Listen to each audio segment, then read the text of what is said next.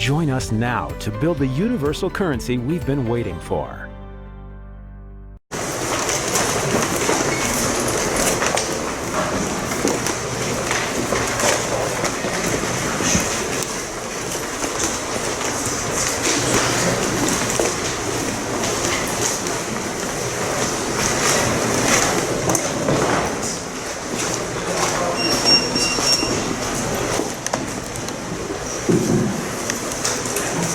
Thank you everyone, all the panelists for participating.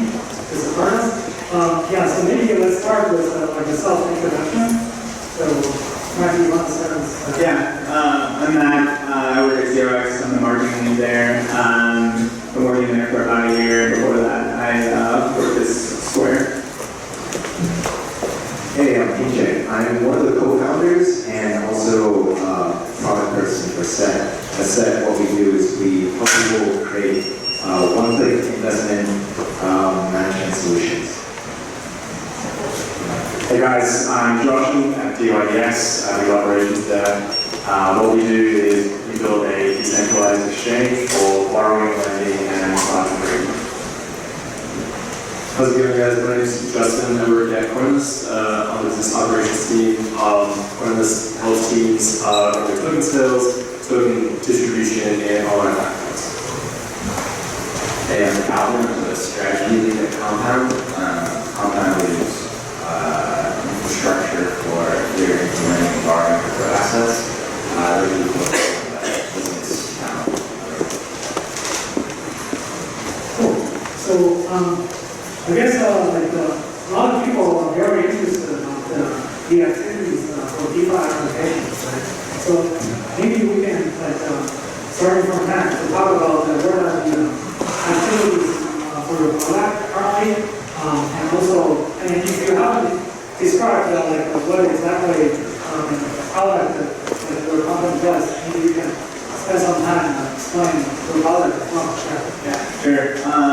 So 0x is a decentralized exchange protocol. It basically means it's infrastructure for DeFi projects to source liquidity and also use it to build out decentralized exchanges, so peer-to-peer exchange for Ethereum-based tokens.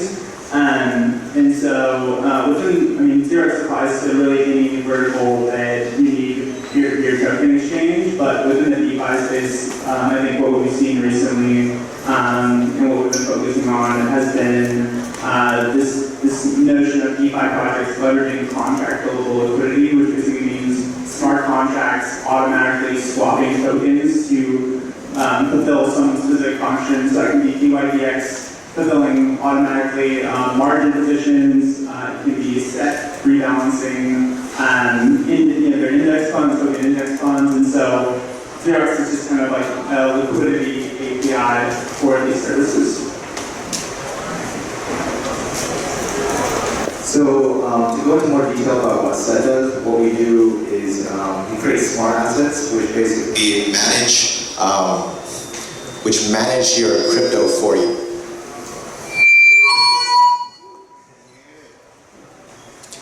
Hello? So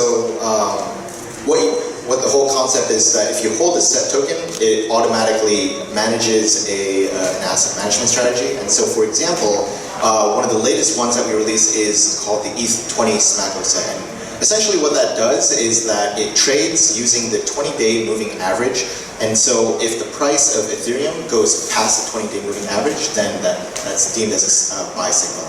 And so the set rebalances all the way into Ethereum, thinking that the price will trend generally upwards. And if it goes downwards, if the current price crosses the 20-day moving average, then it sells back into USDC, thinking that the overall trend will end up going downwards. And so far, from what we've seen, it's saved our users over 25% in terms of downturn. And we're continuously looking into more assets and more strategies that we're planning on rolling out. Yeah, so to go in a bit more detail about dydx, we, I guess similar to SET, we actually, from a stack point of view, built a protocol as well as kind of the front end product. So on the protocol side, we basically operate smart contract-based lending pools for various assets, so those being ETH, DAI, and USDC today. And then on top of that, we also build functionality to connect into decentralized exchanges like 0x and others to basically bring in spot trading liquidity to be able to conduct margin transaction kind of pretty automatically. So on dydx, what you might do, for example, is you may lend any one of those assets for a market-based interest rate. You might borrow any one of those assets by depositing some collateral, or you might decide to say take a long or short position on ETH against DAI or USDC, or trade between any one of those assets that I was mentioning. So we launched a V2 about 3 months ago. Yeah, really focused on kind of building out all of those above features and adding some more assets onto the platform. Yeah, so coinlist has 3 main products, as I mentioned previously: token sales, token distribution, and all-in hackathons. For token sales, we help teams in the context of compliance, logistics, and operations of running their token sales, running KYC, AML, accreditation checks if necessary, payment processing, document signing, all of that. Basically just kind of taking all of the overhead that is involved with running a token sale and abstracting that away from the issuer.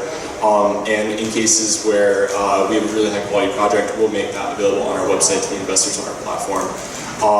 In terms of token distribution, that can be in the context of distributing the tokens that were bought in a previous token sale, or for an airdrop like we ran with Infinity last year. And then for online hackathons, which is probably the way that we can work with most of these DeFi projects, we run a completely online hackathon and we reach out to the over 2,000 developers on our network and get them to participate to build really interesting things on these protocols. Compound's conceptually similar to dydx. Basically, we're smart contract powered, and our smart contracts create these pools of assets on the Ethereum blockchain. Anyone can come supply assets to these pools or provide collateral into one of these pools and borrow assets out of a different pool. And the interest rates for lending and borrowing are determined by an algorithm that basically just looks at how much liquidity is left in the pool, so supply and demand. And yeah, we have an interface that most people interact with Compound through app.compound.finance, but there's a lot of different projects that are starting to build different types of interfaces and custom experiences on top of this very simple lending and borrowing functionality. I would say today the 2 biggest use cases we've seen for why Compound is useful is, number 1, people want to collateralize non-stable crypto like Ether to borrow stable coins to leverage your liquidity out of those out of Ether, and then lending stable coins because the demand to borrow is so high that there's a really attractive lending rate. So I guess a lot of people is very interested. Hold the mic higher. Can you hear me? Yeah. I guess a lot of people is very interested on the users for these kind of DeFi applications. So were you able to basically profile your users, where they are coming from, what they are looking for, what type of people are they? Because I would imagine this is a little bit different from running more like a fintech traditional type of application. So anyway. I can start. Yeah, I think we do the best we can to kind of try and profile and get a good sense of who our users are. Just, it's a little tricky sometimes, given all you know is kind of an Ethereum address, at least for us. We have no sign-on flow that's requiring any kind of email or anything like that. It's just connect your Ethereum wallet and you're good to go. So with that caveat, most of our users, and this is maybe true for some of the guys here as well, is pretty Ethereum or crypto native kind of people.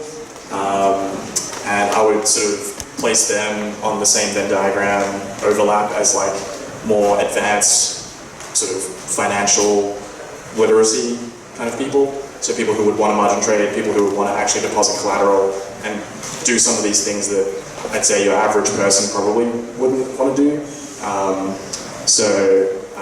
Yeah, our user is definitely more advanced, probably more crypto native given just the steps you would need to take to even get to depositing your first ETH or DAI on dydx or Compound, right? It's like you have to even go to Coinbase or some exchange and get your first crypto, then figure out all these steps to get to some of these Ethereum native products. So I would say on balance, it's still relatively crypto native, but we have seen some fairly novice people come in and just ask us questions around like, well, how do we even get started from an absolute base of zero? So that's exciting to see, and I think there are better and better and simpler UIs coming out, which some of these guys are actually building. Maybe I might hand over to some of them. Yeah, we've seen the same exact profile of users. They're pretty much crypto native. They sit right in between being someone who has just bought Ethereum or any other cryptocurrency on Coinbase or Binance or any other exchange, and someone who's very financially literate and can enact any of these kinds of trading strategies or other strategies themselves. So, I mean, if you're curious about who the profile of your users are, I mean, typically we've kind of looked at Twitter and then just kind of look at who your following is. That gives you a general sense of who your audience is, because most of our traffic actually comes in through Twitter. That's our main marketing channel, and for the crypto community, that's the main area where we actually talk to a lot of people. And from what we found out, a lot of people are actually very willing to share their personal information, surprisingly. That was an assumption that we made, which was they're not willing to share their email, they're not willing to share who they are, but actually a lot of people who talk to us, they do submit their email willingly. We don't require that, but they do. Yeah, we have a lot of good conversations with them. It's yeah, they're very. It's pretty much like everyone who's like in this room is kind of the profile. People who are technically savvy and also financially savvy. And us as a company, what our goal is to also start to head over into the area where it's more crypto noob friendly. Yeah, so I can touch on 0x for a little bit. So unlike these other projects, 0x doesn't have a user-facing product. So we're mostly catering to developers and the projects that are mostly sitting here. So we try to, again, like NJ said, we follow Twitter very, very closely. A lot of the new projects coming online in the DeFi space, starting with Ethereum, we really focus on. We haven't worked too much outside of kind of the Ethereum space, just because of the educational hurdle that you need to get over to be able to understand like how to build a successful project in this particular vertical. So we just kind of keep our ear to the ground on new DeFi projects coming down the pipeline. Yeah, so compared to these guys up here, coinlist is not a protocol, so we have a little bit more insight into who our customers are. And so on one side of the equation, we work with issuers that we are really excited about working with. And then on the other side, depending on the context in which we're working with that team, we have investors, people that are looking to gain access and exposure to this asset class, as well as crypto enthusiasts that are looking to participate in airdrops or things like that, and then developers that are interested in actually building on top of these protocols.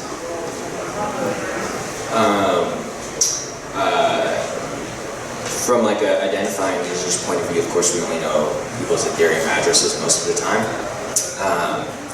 I would say basically there's about 9,000 unique addresses supplying crypto into Compound. There's about 1,100, 200 that are borrowing crypto from Compound. And the suppliers, the average supplier supplies about $15,000 worth of crypto, and the average borrower is borrowing about $45,000 worth of crypto, which means they have to also be collateralizing with something around at minimum of $60,000 to borrow $45,000. And so what we see is on the supply side, the value proposition is pretty simple. It's if you have crypto and you want to earn interest, put it here and earn interest, and that is an appealing value prop to a lot of people, including retail investors, individual investors, some institutions. The borrowing side is a more nuanced value proposition. You've got to have a reason that you want to borrow, and so those borrowers are generally more savvy, or at least have more money, and they tend to be skew a little bit more institutional versus the lending side. And I would also say there's like a huge power law distribution, of course, like the largest supplier. We have about $160 million supplied to Compound. The largest supplier, I think, has maybe $20 million plus. And then, you know, there's a series of 15 million, 10 million, 5, 5, 5, 5, 2, 2, 2, 1. So, you know, I bet that the top 100 users have like 80% of the lending supply. And we've also put a ton of effort to trying to understand the needs of basically crypto hedge funds and non-crypto financial institutions that might be interested in crypto at some point. And a big goal of ours is to make Compound institution friendly in the coming years. Another more user-related question is, I guess a lot of audience here are entrepreneurs, so they're probably curious on like how did you guys acquire the initial user base? So how did you go from 0 to 1, and then what did you learn from it? Was the target the same as what you after it goes through the process? Did you realize are these the users you were originally targeting? We launched in October 2008, version 1 of Compound, and we spent most of the 2 or 3 months before that talking to maybe like 150 different crypto hedge funds, of which maybe 20% even still exist or manage more than like a couple $1 million. But basically, we like did a lot of true sales, like go and talk to these folks and understand how we can structure partnerships that compels them to commit some capital to Compound before we even launch. So we're able to structure these kind of formal partnerships with maybe 25 different entities where they each committed some capital on the day that we launched to one or more of our lending pools. And at the time, there were barely any DeFi projects that had launched, and the ones that had launched, they had almost no liquidity. So that was a good way to attract initial liquidity, and of course, you need supply to borrow, and borrowing creates more supply. So after that kind of initial influx of supply, we turned that effort towards looking for borrowers. Like, who wants to short, who wants extra leverage, who's willing to be an early adopter. But we had to talk to hundreds of funds to convince, roughly 20 to sign on. Yeah, it's always work from the supply side first. Yeah, so CoinList was founded in 2017. We spun out of AngelList in order to run the Filecoin. And Filecoin was an exciting project. And so when we ran that sale, we were able to get a lot of investors onboarded onto CoinList. And then from there, we really focused on speaking to issuers that were preparing to run their sale and trying to understand what their needs were in order to build a product a product and service that made that experience as easy as possible for them, and just kind of compounded from there. And the way that we look at it is we want to help high-quality issuers at all stages of their life cycle. And so, part of the reason why the hackathon product came about is after teams raised money, we were talking to them like, what do you need next? And the feedback that we received over and over again was that they want to engage developers. And so, we had no idea how to run an online hackathon at that point, but we figured that, we should go out and try this, and the reception has been very good. Yeah, so I guess for us, we think about our users in two groups. So on the institutional side, I won't repeat anything really similar to what Calvin was saying. On the individual side, we've actually learned a lot since we, initially got started. So when we first got started, we actually built this product that allowed people to basically buy and sell a tokenized long or short position. Basically abstracting all of the steps that you would ordinarily take to create one of those positions. So say that regular transaction is like I borrow, I sell, I hold, and then when I want to reverse it, I'll sell again and then repay the loan, right? So we basically took all those steps away and just gave someone a tokenized position, not unlike what the set guys are doing right now, except for a kind of different investment class. But it turns out people who are actually doing trades like that, or want that kind of exposure, are not actually the people who want a super simple experience and super abstracted away experience. They actually want to maintain control of the entire process, and they want to maintain control of things like leverage or slippage, or you can imagine any number of those things. And that's what really I guess, doing a lot of those interviews and learning from a lot of those users, talking on Telegram a lot with a lot of different people, Slack, Telegram, Discord, all the regular sort of community channels to learn about who our users are and what they like, and basically putting all of that into a V2 product. So that's typically how we go about sort of understanding our users, and the evolution certainly has been extremely helpful. Just being deep into places like Twitter and where all these crypto native people hang out. Yeah, that's actually exactly right. That's how we, so when SEP first started, we were in the same exact position. We were wondering, where do we get our users? Who are our first early adopters going to be? And how do we make sure that they become eventually evangelists, right? And so I guess the first problem is, where do you find these people? And this is going to depend on a per project basis, but at least for us, since we were a project that was on Ethereum and we kind of saw overlap between people who use our product, dydx, Compound, 0x, etc. You're targeting their communities as well. Oh yeah, I mean exactly. It's because a lot of our users also use Compound. Like we just saw somebody who took out a chunk of sets, sold it off, and then put it into Compound, right? So I mean they're constantly going across platforms, and it's really interesting to see them interact like that. But to go back to the early days, what we tried to do was find out. Okay, who are the users of DeFi right now? Also, like, where do they hang out, right? And for us, it was essentially two places. One is Twitter, obviously, and two is our ETH trader. Now, maybe you would go to our ETH finance. So, those are the places that we would typically post and get a lot of good feedback about our product and how we can improve. And then we would also link them to our Telegram channel, so that we would have like a constant feedback loop of, hey, this is a new feature that we came out with, do you guys like it? And then from that feedback, then constantly iterating until we hit that golden moment where we actually hit something that seems like we have a product market fit.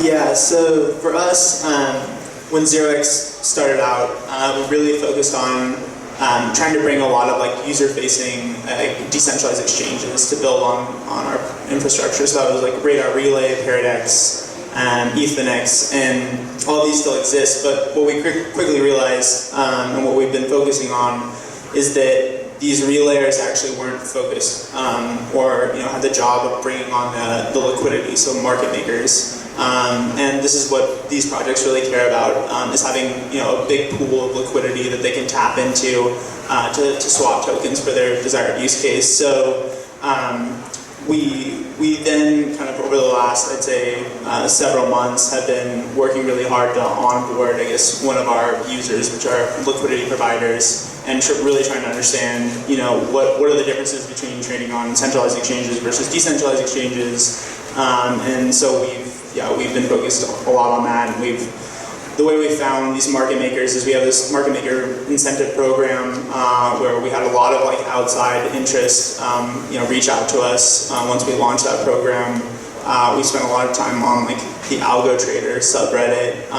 These aren't like large institutional market makers. They're more people that maybe work for Jane Street or whatever during the week, but then they're really into crypto and they have like a little prop shop with a buddy on the weekend, and they can still provide a significant amount of liquidity, at least for the DeFi space. So we spend a lot of time on market makers, and then kind of on the taker side of the equation, I think this is really where kind of DeFi has shined for us, and so we've kind of been following projects very closely in the DeFi space.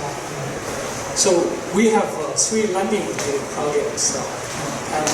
So do you want to compare a little bit, like, for example, what's the difference between dydx and Compound? And also, I know, Justin, you guys have lending products as well, but very different model. So maybe you can talk a little bit about that. So I guess the lending mechanics on dydx and Compound are actually quite similar. Both like algorithmic driven dynamic rates. The actual function themselves are a little bit different.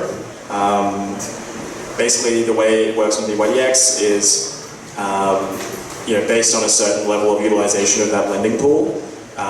the rates will increase at an exponential curve to basically incentivize additional borrowers to come in, and that rate, it gets exponential very, very quickly. So the idea is that to keep the pools at a utilization level that's, quote unquote safe. As you can imagine, if you're a lender, you probably don't want the pools to be close to 100% that much of the time. Otherwise, it becomes a risky place potentially. If your collateral basically becomes worth less than what it was before in a case of like a market price crash, for example. So that's the reason we have sort of the more exponential curve to our lending function.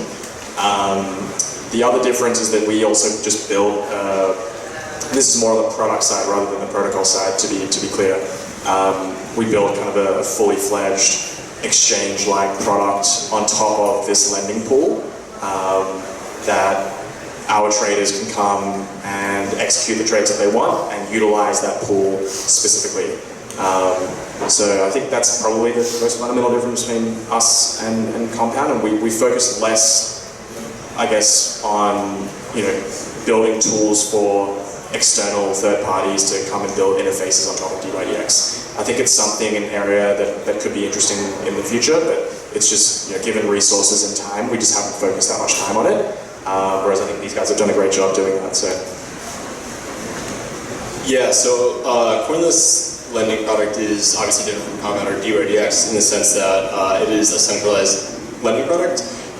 The way it works is people that are looking to loan their assets are able to sign up. We are similar in the sense where we pool those loans, and then we have a focus on short-term loans. So I believe like loans are no longer than 30 days, and we are trying to capture the market that is targeted at market makers. So people that are looking to move quickly in and out of assets for a short-term loan.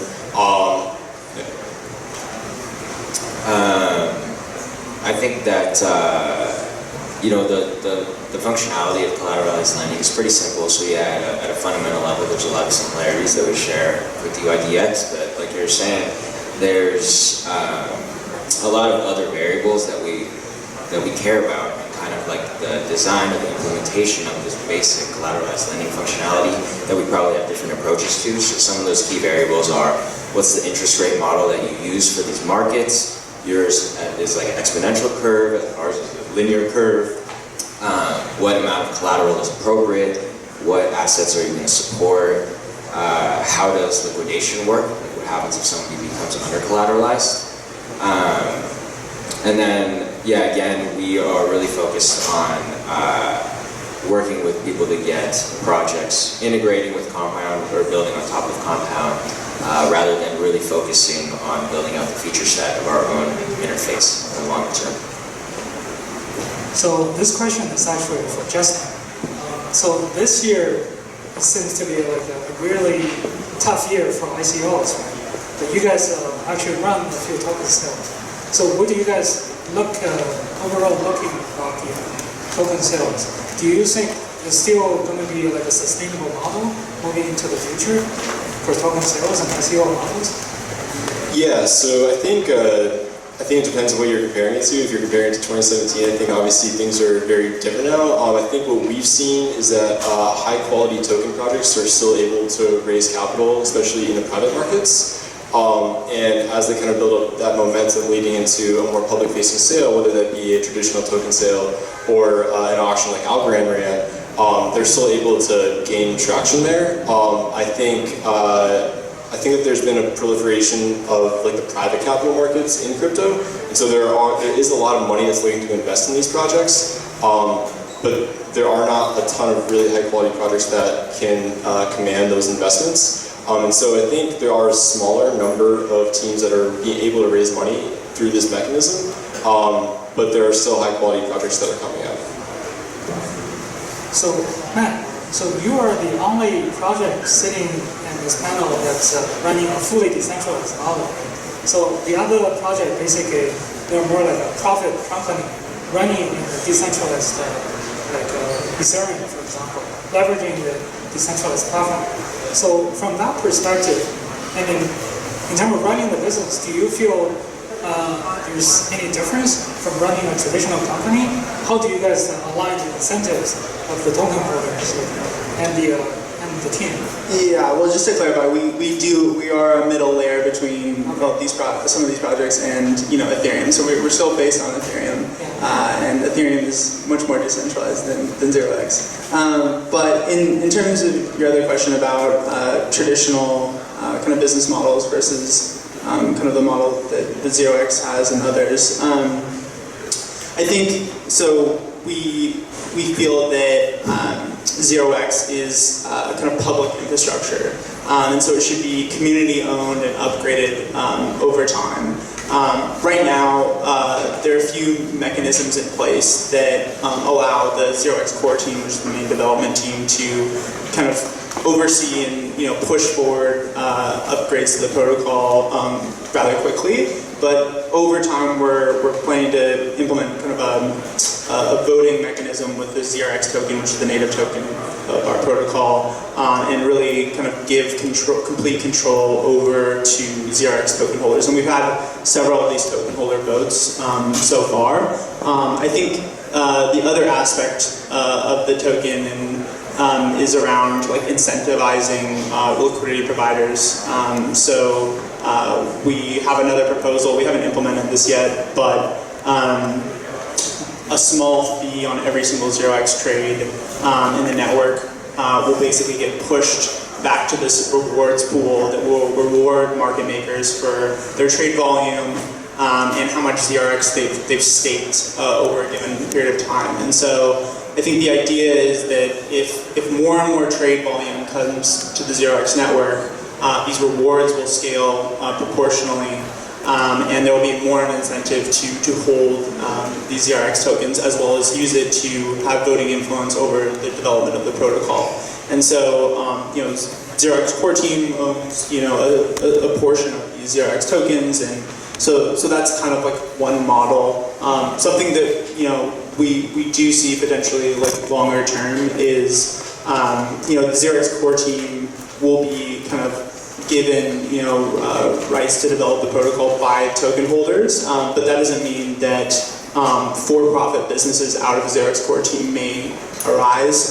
There's many different avenues that we see we could provide value to the network in a for-profit model, but we would separate that into other legal entities. Got it.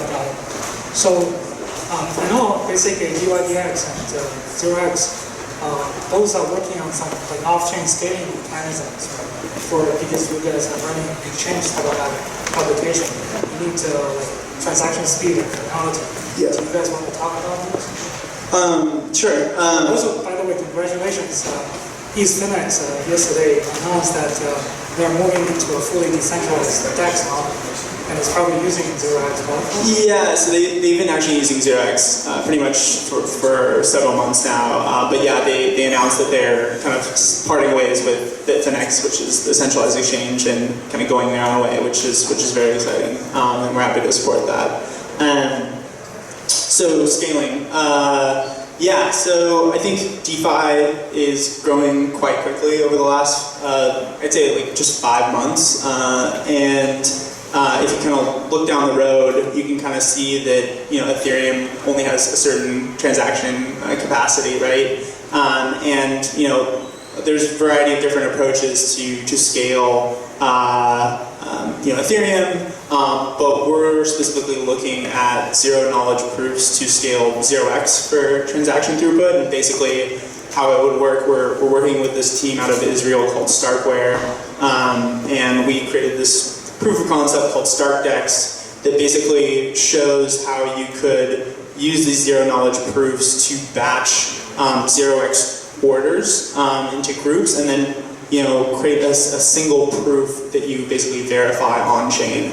And so we've seen a pretty significant scaling impact from that. I think this is actually 2 years down the road before we need some technology like this. I think that there's a lot of adoption needed to really push the limits, but it's definitely something we have a team looking into and spend full time on.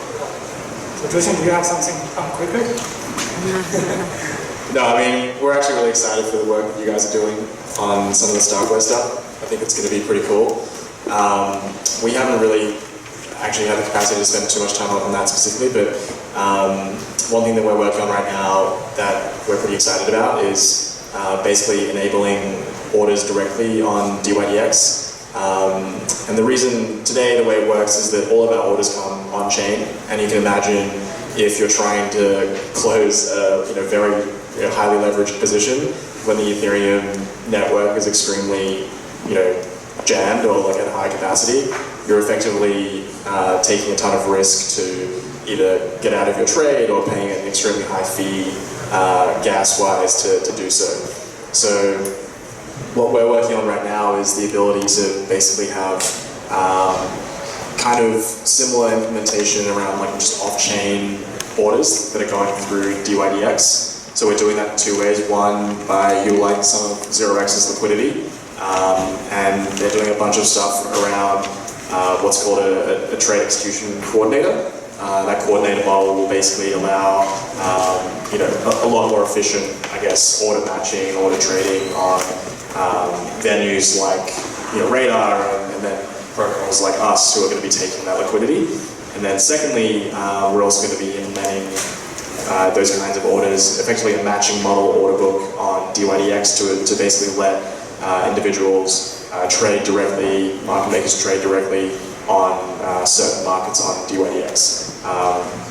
So that's more short-term stuff. Some of the Starkware stuff is, I think, definitely longer term. So we haven't put too much time into that yet, but we're definitely excited for what's to come. So this question is actually for all the panelists. So what do you think is the biggest risk for your product to thrive in the DeFi environment? And also, what's the major missing pieces that you feel, where you hope the infrastructure level or the ecosystem level will have, but currently it's not there yet? Well, the first and most obvious one is smart contract risk. Anything that happens on the smart contract layer is going to be permanent. And if there's any sort of vulnerability that happens, such as, say, like parity bug or anything that can really kill a whole system, then that's something that we're constantly worried about and that we're doing a lot of audits and a lot of due diligence on. And that's something that all of us are always on the lookout for. So that's one thing, but also as an ecosystem-wide upgrade, like Ethereum is eventually going to be upgrading. What does that mean for projects who are building on the protocol, right? Do we need to then implement some sort of upgrades to our systems as well? Do we need to redeploy certain parts of our system? Like, those are probably some things that are also on our mind as well. But other than that, it's I think that DeFi also needs to find a way to gain mainstream adoption. And what that means is we have a community of people who are deep in the space, but also how do you level up and also break through into getting, say, like people who are also using just like Coinbase or people who want to get into crypto to start using our products, right? And they don't even need to know that they're using it, but at least they are at some level. Yeah, I agree. I think there are potential issues with Ethereum and just smart contract risk that MJ articulated very well. I think the other thing that I think about is that it's really amazing that there's so much like experimentation and innovation happening in the DeFi space. I think that just speaks to like the permissionless nature of how these different services can be connected together, and they're just like Lego bricks, right? You can mix and match and create something completely new that can exist in the traditional financial system. But with that comes like a huge amount of responsibility, right? And so I think there is some like systemic risk with some various like financial products that could be pretty detrimental to the whole space. And so I'm a little bit worried sometimes that there's so much experimentation that it kind of leads to some bad products, and hopefully those can be kind of experimented out of the way and led to the good stuff. But we'll see. The other one I'd add to that is regulatory risk. It's probably a pretty uncertain one. I mean, for us, like, we're always constantly thinking about, all right, if we want to build X, what is going to be the implication for, securities law, money services law, commodity law, and it's not exactly clear in many circumstances what that is. So I think that could potentially have a very strong impact on either companies or protocols either deciding not to build certain things in the US or in the result of some future enforcement action, just like shutting down certain parts of the product. And there are already ways where that's manifesting. I mean, if you think about, even on dydx, we have certain features on our product that are only available to customers that are non-US persons. So an example of that is like creating a margin position on dydx. We basically enforce that if you're in the US, then you have to close that position within 28 days. I won't get into the details of why that is, but we've done a lot of legal diligence around that, but there are decisions like that both at the protocol and the product level that we think about a lot, both in terms of before we build it and the ongoing implications, and in the context of additional guidance that is still coming out from a lot of the regulators. So that's something we think about a lot, and I think it's going to be really impactful, hopefully in a good way, for all of us in the future. Yeah, so Injit touched on this point a little bit, but in terms of bringing crypto kind of mainstream and more people into the crypto ecosystem, I think one of the existential risks on that for coinlist and DeFi in general is in the long run having enough compelling assets in the crypto space that people actually want to hold. All of these financial products are not especially valuable if the underlying assets in which they're using in them are not compelling. And so I think that's probably the biggest risk for the space in general. Regulatory is definitely something we think about all the time. My personal view is regulation is intended to protect people and their assets, but obviously sometimes it's going to kind of get in the way of free-form experimentation and innovation. And so there's a lot of obstacles we run into for regulatory reasons. It's not because there's a rule out there that we wish wasn't there, but because there are no rules out there for a lot of what we want to do. And people want to be able to say this is good or this is bad in the eyes of a regulator before committing to building on top of Compound, using Compound as a user, or interacting with Compound in different ways. I do think that I'm pretty optimistic about the way regulation will turn out in the US. My personal view is that the US did such a good job regulating the internet when it was growing and benefited from it so much that there's no way that they'll take the risk of crypto leaving the US ecosystem, or at least they'll try to keep it within the US. So I actually think given the amount of money that's been lost and the amount of basically scamsters in crypto, they've had a relatively light touch to date, and it's because they really want to be careful that this innovation happens in the US. This is a very US-centric view since we're based in San Francisco. Another concern we have, not concern, but something we think about, are the economic variables that we have implemented for the protocol, like liquidation, liquidation bonuses and collateralization requirements and interest rate models. Are these safe? We don't have that much data. Compound hasn't been around for that long for us to be able to say, prove with data or show with data that the variables we've chosen are truly safe, given all the different things that could happen in the market. I mean, the crypto market itself is very young. ERC-20s are really only a couple of years old. And then in terms of what I think would be a huge infrastructural boom to the DeFi ecosystem, it's really fiat on-ramps directly into DeFi products. Right now, there are really only a few legal fiat on-ramps into crypto, and then it's very hard to get from those systems like Coinbase into the DeFi ecosystem, or really any type of Web3 or DApp ecosystem. And I think there's a ton of projects that are working on that Wire and Ramp network and MoonPay. So I think it's just a matter of time. Great. Let's give a round of applause to the whole panel.